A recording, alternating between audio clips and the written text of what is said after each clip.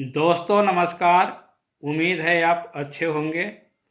आज मैं आपको ग्रेच्युटी के संबंध में बात करूंगा, बताऊंगा कि ग्रेच्युटी क्या है और इसे कैसे गणना करते हैं। What is gratuity and how it is calculated. तो सबसे पहले हम लोग यह जानने का प्रयास करेंगे कि ग्रेच्युटी क्या होता है।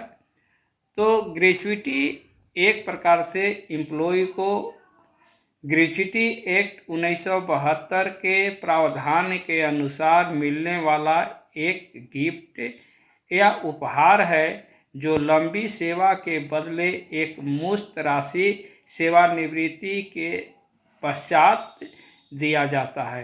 यानी जब एम्प्लॉय सेवानिवृत्त होता है यानी रिटायरमेंट होता है तो उसके बाद एक मुश्त राशि ग्रेच्युटी देने का प्रावधान किया गया है। यह राशि टैक्स फ्री होता है और वर्तमान समय में इसका मैक्सिमम अमाउंट जो है 25 लाख फिक्स किया गया है। इससे 1 रुपये भी ज़्यादा की राशि का भुगतान नहीं किया जाएगा और कम से कम राशि का विवरण इसमें नहीं दिया गया है, बशर्ते कि एम्प्लॉय को जितना सेवा किया हो उस पर यह राशि निर्भर करता है। ग्रेच्युटी के लिए कम से कम पात्र होने के लिए 5 साल की सेवा अनिवार्य है। कोई भी एम्प्लॉय यदि 5 साल सेवा नहीं किया है तो वह ग्रेच्युटी के लिए पात्र नहीं होगा, यानी इंटाइटल नहीं होगा। ग्रेच्युटी की गणना जब हम करते हैं तो 33 वर्ष की ही गणना को हम लोग ग्रेच्युटी में कैलकुलेट करते हैं, निकालते हैं। और 33 वर्ष से ज़्यादा यदि कोई एम्प्लॉय सेवा किया हो तो उसे इग्नोर कर देते हैं, यानी कि छोड़ देते हैं। जैसे सपोज कीजिए कि अगर कोई एम्प्लॉय 35 साल की सेवा किया हो तो उसकी सेवा अवधि मैक्सिमम 33 साल की होगी और उसके बाद जो रेस्ट 2 साल बचता है वह 2 साल सेवा गणना में ग्रेच्युटी के लिए छोड़ दिया जाएगा। तो ग्रेच्युटी के संबंध में उम्मीद है आप समझ गए होंगे कि ग्रेच्युटी क्या है और ग्रेच्युटी की अब गणना कैसे करते हैं। तो ग्रेच्युटी की गणना हम लोग 2 प्रकार से कर सकते हैं। आप देख सकते हैं यहाँ पर हाउ इट इज कैलकुलेटेड, यानी इसकी गणना कैसे करें। तो ग्रेच्युटी की गणना के लिए 2 फार्मूले हैं।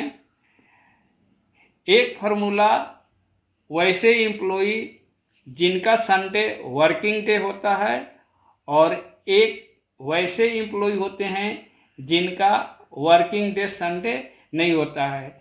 जैसे टीचर्स के लिए आप मान करके चल सकते हैं, कोर्ट के लोग मान करके चल सकते हैं क्योंकि संडे को क्लोज रहता है, बंद रहता है। और एक जो संडे का वर्किंग होता है जैसे रेलवे हो गया, इंडस्ट्री हो गया, तो उनका कैलकुलेशन अलग होगा और जिनका संडे क्लोज होता है उनका कैलकुलेशन अलग होगा। यहाँ पर आप देख सकते हैं मैं लिख दिया हूँ सारा चीज़, इसको आप रोक करके भी देख सकते हैं, समझ सकते हैं। चलिए, तो पहला फार्मूला जो है यहाँ पर जिनका संडे क्लोज होता है उनके लिए है। तो यहाँ पर एक उदाहरण देखते हैं कि क्या क्या इसमें शामिल होगा। लास्ट बेसिक पे प्लस डीए, यानी जब कोई एम्प्लॉय जिस तिथि को रिटायरमेंट लिया है यानी रिटायर हो रहे हैं उस तिथि का उनका अंतिम बेसिक पे क्या था और उस समय उनका डीए कितना मिल रहा था, इन दोनों अमाउंट को जोड़ लेंगे। और इसके बाद लिखा है कि नंबर ऑफ कंप्लीट 6 मंथ, यानी कि 6 महीने में गणना करना है। यदि 33 साल सर्विस किए हैं तो 66 होगा, यहाँ पर दुगन देना है इसको 6 महीना में, यानी multiply year of completion service into multiply by 2 into करना है 2 से, गुना करना है 2 से, यानी कोई अगर 27 साल सर्विस किए हैं तो उसके लिए गणना हो जाएगा 54 यहाँ पर, और उसको भाग दे देना है 4 से। जैसा कि आप देख पा रहे हैं, लास्ट बेसिक पे into number of complete 6 month, यानी उसी को दुगन दिया गया है, इंटू 1/4। अब यहाँ पर प्रत्येक 6 महीना के लिए आपको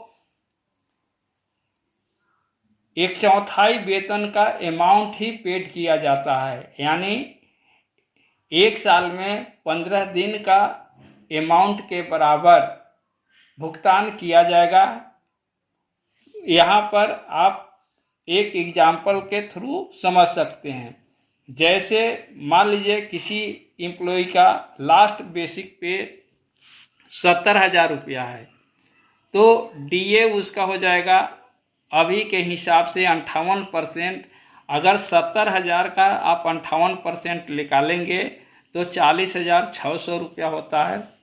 अब सेवा उन्होंने 28 साल की सेवा दी है, तो इसको 28 साल को कन्वर्ट कर लेंगे, बदल देंगे 6 मंथ में, तो 6 माही में अगर इसकी गणना किया जाए तो यहाँ नंबर ऑफ कंप्लीट 6 मंथ यहाँ हो जाएगा 28 दूनी 56।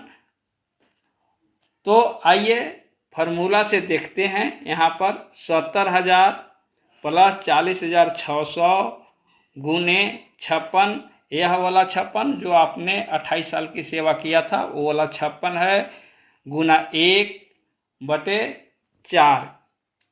इस तरह से इसको जब हम लोग जोड़ते हैं 70,000 और 40,000 तो 1,10,600 गुना 56 आप देख रहे होंगे भागे 4। जब इसका कैलकुलेशन करेंगे तो टोटल अमाउंट आएगा 15,48,400 रुपये।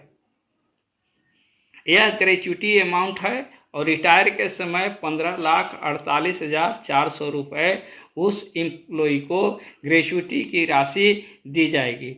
यदि 3 महीना से कम सेवा होता है तो यहाँ पर इग्नोर करेंगे, यानी छोड़ देंगे उससे। यदि 3 माह से अधिक सेवा किया हो तो सेवा अवधि में यानी complete of service in 6 month में एक ऐड कर लेंगे, यानी बढ़ा लेंगे। चलिए आगे।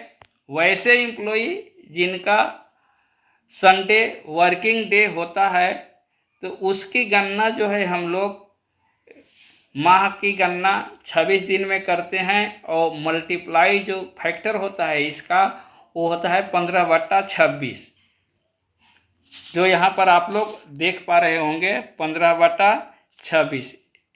15/26 यहाँ पर है, 15 यहाँ आप 15 देख रहे हैं, यहाँ 26, 15/26।